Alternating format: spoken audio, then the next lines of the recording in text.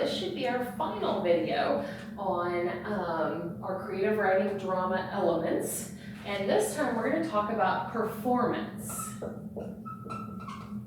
elements. I hope you guys can read my handwriting.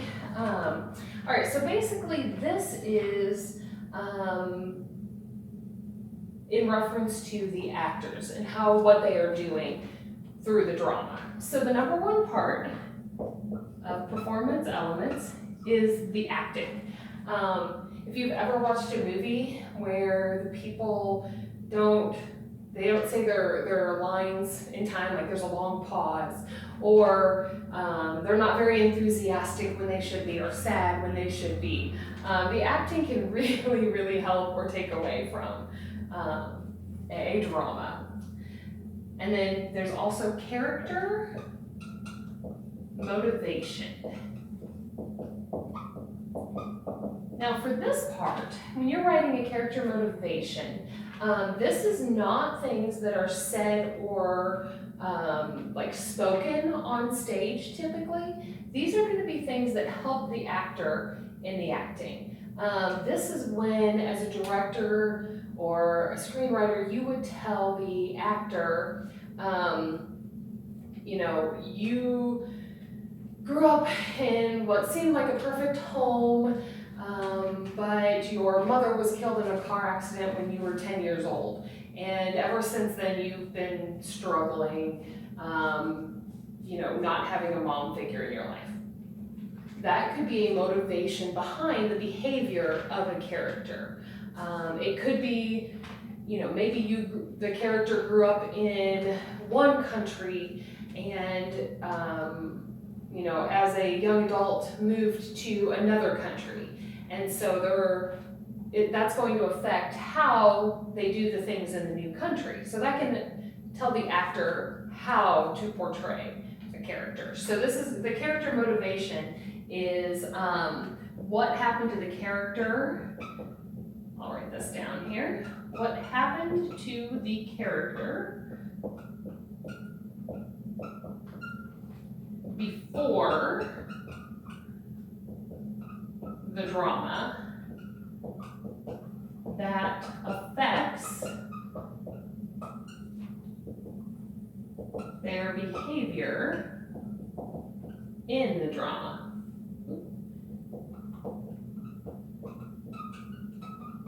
Okay, so it's basically what has happened to them in the past that makes them act the way they do now.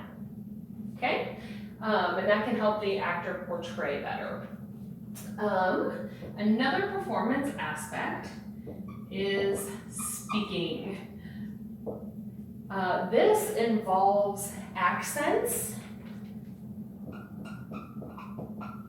If you talk about your character being from Scotland, they should have a Scottish accent.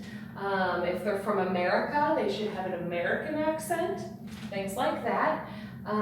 It can also affect how, I'm not doing a very good job of speaking right now. I would say how they pronounce the words.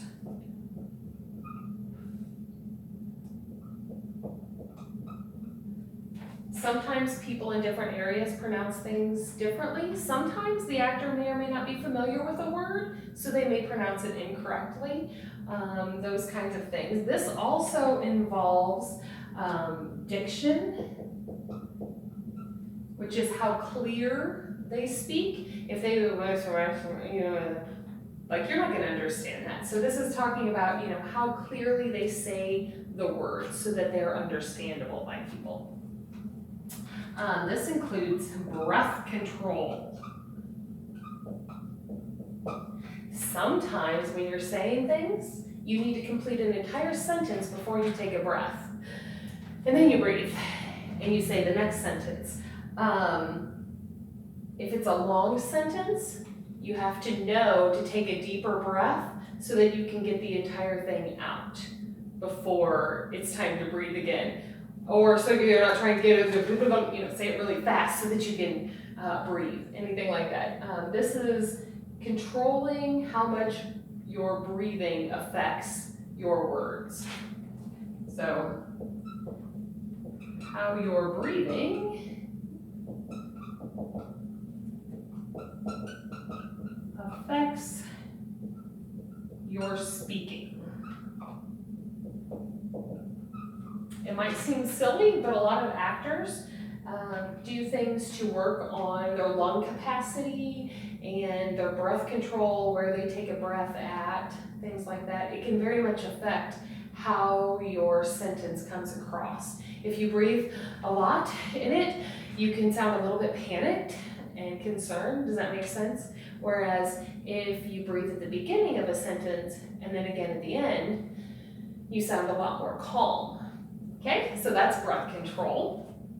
Let me see, oh here, projection.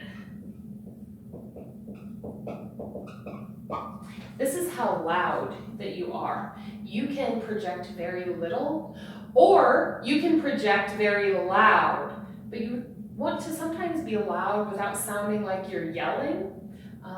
And so that can be a little bit of a difference. It can also help you to know how to do a dramatic whisper. So in other words, instead of actually whispering, which this is an actual whisper, I'll say the same thing this time and then with my next example. So my first one is, this is whispering. Okay, so that was whispering. You probably had trouble hearing that. But if I do a stage whisper, this is whispering. Okay, so see how you can hear that better, but I sound like I'm whispering, kind of make your voice a little bit raspy. That is all included in projection. It's how your voice carries to other people. Another big part of projection is how you're speaking. See, it's louder when my face is towards the camera than when I'm speaking this way. So actors learn to keep their face towards the audience or towards a microphone. So projection is how loud your voice is. Oops, that's it. There we go. The next thing is gestures. If somebody got up on stage and was doing a very dramatic reading of something that they were very excited about, and they kept their hands down here like this the entire time, you would hear their voice, but you would probably get a little bit bored, even if they were if they were good at projecting their voice and changing it up, because they didn't have any gestures. You seem very stiff. But when we talk, we use our hands, we explain things, we point at things, we move. And so gestures are a very big part. This is how we move to add to our words. Okay, so this is how we move that accentuates it and adds to it. Okay, and then finally, oops, that's an F, facial expressions. All right, and these are our face. If I were to say, I'm so excited, I will be having chocolate for dessert today. That's not very convincing. You probably don't believe that I'm excited about it. But if I were to say, I'm so excited I get to have chocolate for dessert today, that's a lot more convincing, because not only does my voice communicate it, but I was smiling and my eyes got big, and the gestures you could see on my face. The first statement, I looked a little bit sad and bored. So that's going to be our facial expressions, how they match our words.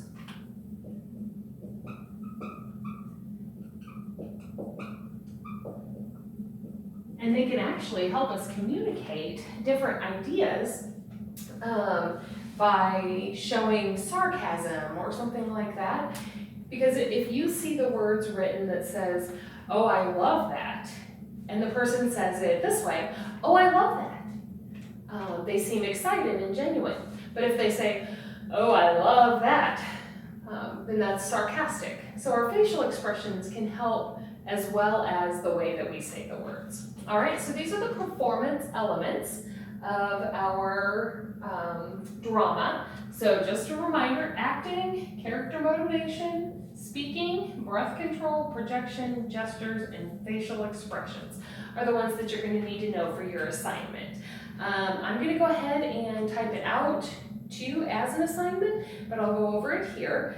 I want you to develop 2 characters to be talking to each other, a setting to put them in. So like 2 characters could be, I don't know, John and Sue. Okay, John and Sue. The setting could be a mall, and then a short plot. Okay, so maybe, I don't know, they're meeting there for the first time and they're eventually going to fall in love. That's going to be the plot. Okay, so I want you to develop 2 characters. Now you can't use the same one I just did, but 2 characters, a setting, and a short plot. So just a summary of it. You don't have to write the whole thing yet, for what's going to be a 3 to 7 minute drama.